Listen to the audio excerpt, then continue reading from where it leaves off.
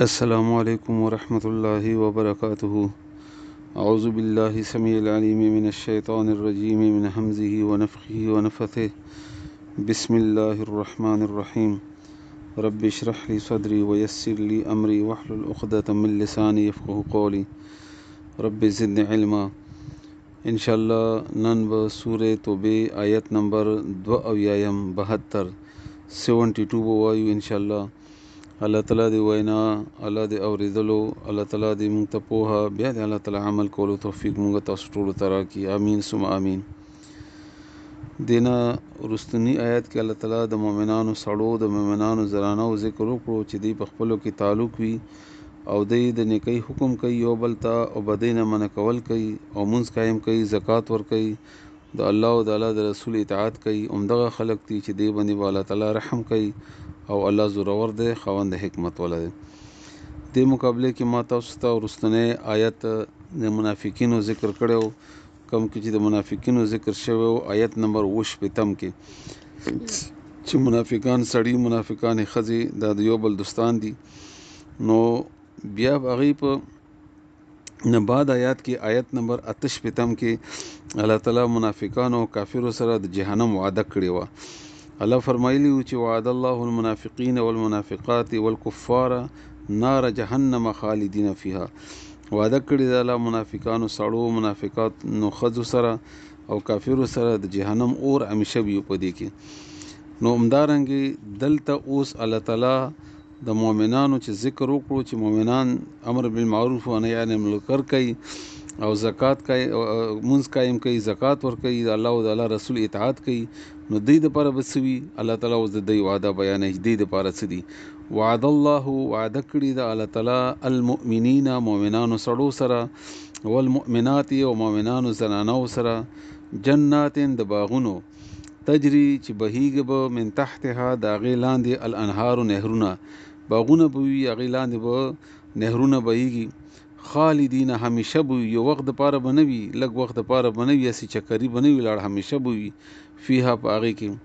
ومساکن او کورونه، طیبتن پاک، ښایسته پاک کورونه به وي هغې دپاره چې هغې کې به ګندګیانې لکه دنیا کورونو سره 20 مصیبتونه دي، یو بل نشي لنډولی، همدغه نور 20 مصیبتونه نه، هغه پاک پاکیزه کورونه به وي، د هر تکلیف نه، د هر شر نه، د هر بدې خبرې نه به پاک وي. دا چرته به وي؟ فی جنات، په جنتونو کې، په دې باغونو کې به وي، عدن د همیشګرۍ، عدن همیشګرۍ ته یعنې دا کورونه، دا جنتونه او دا جنتیان به په دې کې همیشه همیشه به وي، دې نه وتونکي به نه وي، دې دپاره به وي ټول عمر نه ختمېدونکی عمر به وي دا. او بیا په دې کې ډېره غټه وعده هم ده د الله تعالی، هغه ده ورضوان من الله، او رضامندتیا د الله تعالی طرف نه اکبر، ډېره لویه خبره ده. رسول الله صلی الله علیه و وسلم د حدیث مفهوم داسې دی چې کله جنتیان جنت ته لاړ شي، د الله تعالی نعمتونه وګوري، نو ډېر زیات به خوشحال شي.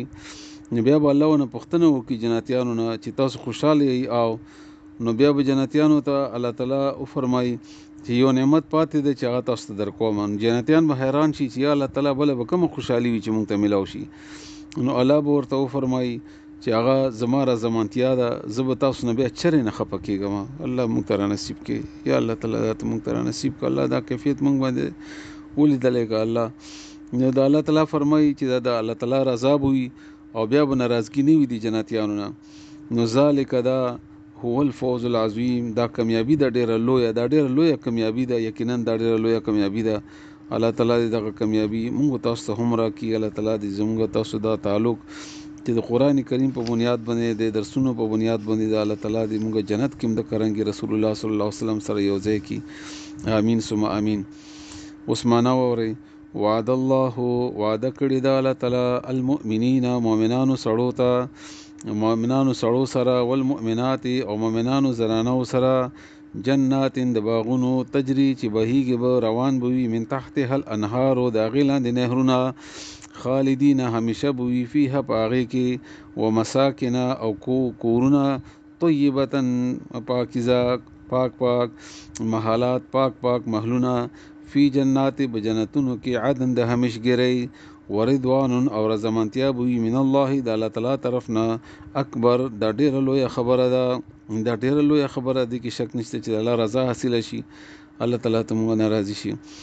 ذالک دا هو الفوز العظیم، دا الفوز کامیابی دا العظیم ډیر لویا. الله تعالی دې موږ تاسو سره نصیب کړي. نن سبا په دې فلسطین کې په اسرائیلو کې لوی جنگ شروع دی، مجاهدینو حمله کړې ده، کافي حد پورې کامیاب شوي دي. الله تعالی دې نورې کامیابیانې ورکړي. الله تعالی دې د فلسطین باندې د ظلمونه د اسرائیلو، الله تعالی د اسرائیلو د ملګري غټ ملګری امریکا دی، همدغه رنګې نور یورپ او هندوستان، الله دې دوی تباه او برباد کړي.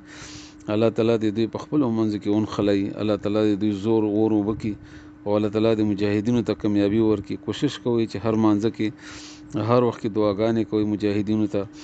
او د مسلمان امتحان دی، یو اسلامي ملک داسې نشته چې هغه د مجاهدینو سره د کلک د ملګرتي اعلان وکړي.